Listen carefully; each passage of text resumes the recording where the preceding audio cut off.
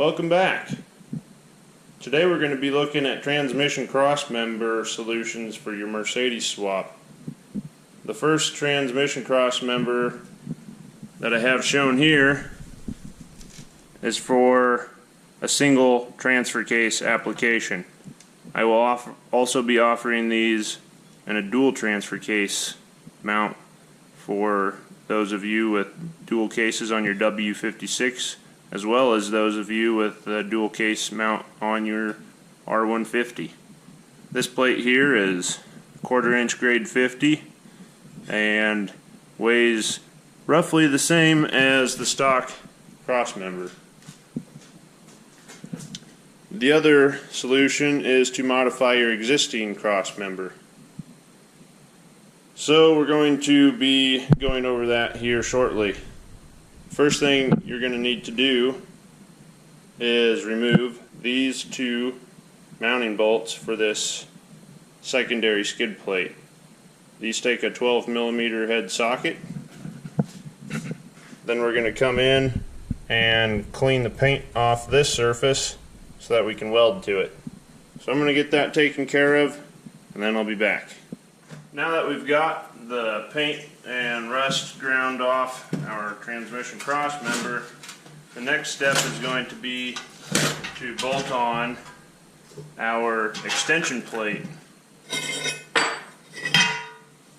To do that, your plate comes with 4 nuts and 4 bolts, which are basically the size of the holes for the transmission crossmember. So you don't want to use the standard 8mm bolt that would actually hold the transmission mount down, because this hole is just a little over 10mm big.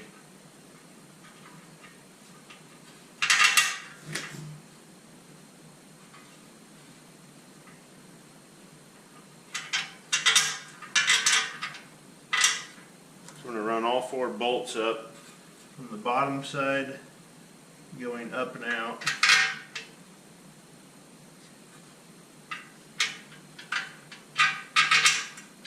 I'm going to take my plate and I'm going to put it over the bolts.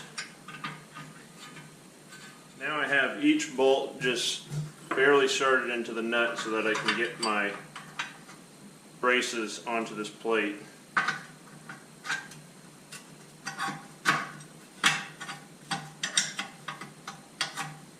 Just enough so I can get these braces on the plate. Now I'll tighten the nuts onto the bolts and that'll actually lock these braces into place. Now that we have our nuts and bolts tightened down, this is what the plate looks like. So you want to make sure all these are tight and then give this a visual, make sure it doesn't look misaligned or anything. Those 10mm bolts should take up most of the room in those holes to keep everything straight. So now what we're going to do is go and weld these plates to this crossmember all the way around, and then we can take our bolts out, and then you get multiple mounting solutions in this plate here. And now we have our plate tacked on to the crossmember. I didn't fully weld it because I will be using this crossmember for a couple other engines, so I don't want to weld it all the way on. But now that you can see how it's going to sit, these are your stock mounting holes, so those are empty now that we have it welded on. If you move back, you have a couple more holes in the middle. That's going to move the engine back 2.6 inches, and the reason for that number is that is the closest you can get the oil pan to your steering without binding with the notched oil pan.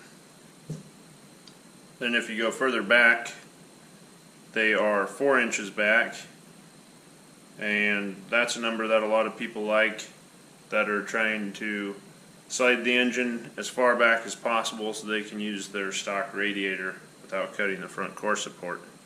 But keep in mind, when you do that, you're going to have to flip the oil pickup around and re-weld that, and then really significantly clearance your oil pan. But I give you those two options with this, so no oil pickup modification, oil pickup modification.